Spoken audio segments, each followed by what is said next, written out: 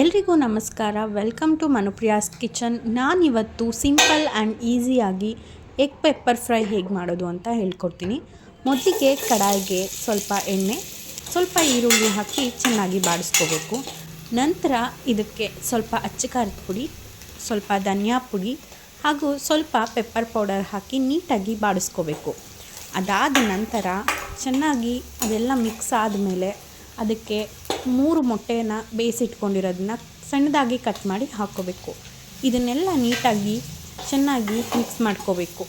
ನಂತರ ಇದಕ್ಕೆ ಉಪ್ಪು ಹಾಗೂ ಸಣ್ಣದಾಗಿ ಹಚ್ಚಿಟ್ಕೊಂಡಿರೋವಂಥ ಕೊತ್ತಂಬರಿ ಸೊಪ್ಪನ್ನ ಹಾಕಿ ನೀಟಾಗಿ ಮಿಕ್ಸ್ ಮಾಡ್ಕೋಬೇಕು. ಅದೇ ಗ್ಯಾಪಲ್ಲಿ ಅದಕ್ಕೆ ಸ್ವಲ್ಪ ನಿಂಬೆಹಣ್ಣಿನ ರಸ ಹಾಕಿ ಸರ್ವ್ ಮಾಡಿದ್ರೆ ರುಚಿಯಾಗಿರೋವಂಥ ಎಗ್ ಪೆಪ್ಪರ್ ಫ್ರೈ ರೆಡಿಯಾಗೋಗುತ್ತೆ. ಇದನ್ನು ಅನ್ನ ಮತ್ತು ರಸಮ್ ಜೊತೆಗೆ ತಿಂದರೆ ಆಹಾ ತುಂಬ ಚೆನ್ನಾಗಿರುತ್ತೆ. Thank you for watching my video.